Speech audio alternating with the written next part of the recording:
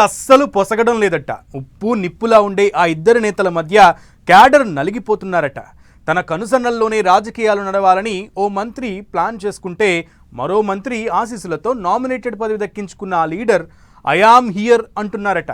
ప్రతిపక్ష ఎమ్మెల్యే ప్రాతినిధ్యం వహిస్తున్న చోట అధికార పార్టీలో ఆధిపత్య పోరు మంచిది కాదని ఆ నేతకు కొంతమంది సీనియర్లు చెప్తున్నారట. ఇంతకీ ఆ జిల్లాలో మంత్రితో సై అంటున్న ఆ చైర్మన్ ఎవరు? ఆయన బ్యాక్గ్రౌండ్లో ఉన్న మంత్రి ఎవరు?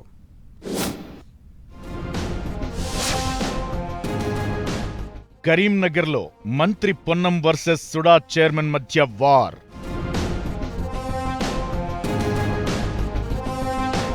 తన మార్కు కోసం సుడా చైర్మన్ ప్రయత్నం.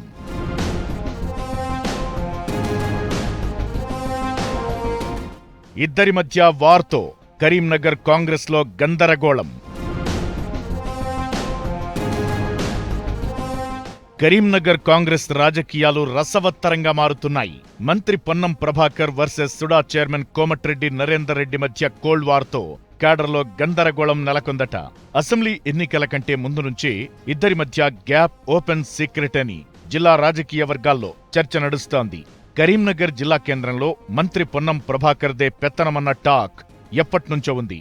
అయితే గత అసెంబ్లీ ఎన్నికల్లో పొలిటికల్ ఈక్వేషన్స్ లో భాగంగా హుస్నాబాద్ నుంచి పోటీ చేసి గెలుపొందారు. కరీంనగర్లో బీఆర్ఎస్ జెండా ఎగిరింది. అయినా కరీంనగర్ కేంద్రంగా మంత్రి పొన్నం పాలిటిక్స్ నడిపిస్తున్నారు. మరోవైపు సుడా చైర్మన్ గా ఉన్న కోమటిరెడ్డి నరేందర్ రెడ్డి కరీంనగర్లో పట్టు కోసం ప్రయత్నాలు మొదలుపెట్టారు. ఇదే లోకల్ గా ఆధిపత్య పోరుకు దారితీసిందనే టాక్ వినిపిస్తోంది.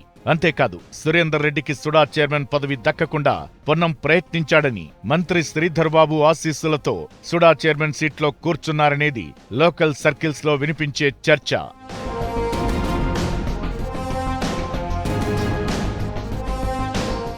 కరీంనగర్లో మంచి పట్టున్న మంత్రి పొన్నంకు పార్టీ అధిష్టానం నుంచి కూడా సపోర్ట్ ఉంది. అయితే 2023లో అధికారంలోకొచ్చిన తరువాత సుడా చైర్మన్ విషయంలో తన మాట నెగ్గించుకున్నారు మంత్రి శ్రీధర్ బాబు.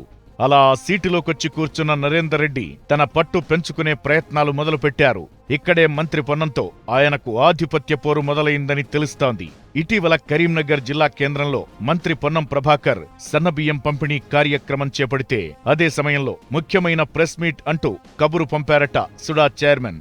ఇలా ఇద్దరూ ఒకే సమయంలో మీడియా సమావేశాలు నిర్వహించడం, ఒకరి కార్యక్రమాలకు మరొకరు హాజరు కాకపోవడంతో క్యాడర్లో అయోమయం మొదలైందనేది లోకల్ న్యూస్.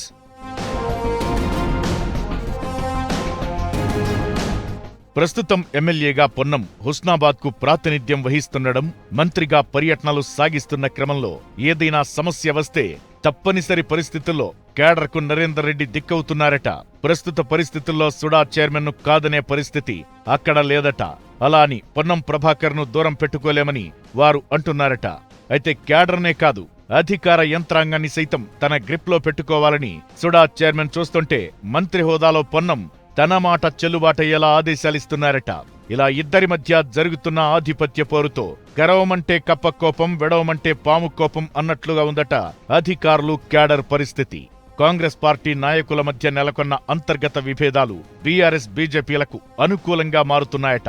మరి రాబోయే రోజుల్లో వీరిద్దరి మధ్య ఆధిపత్య పోరు ఎటు దారి తీస్తుందో వేచి చూడాల్సిందే.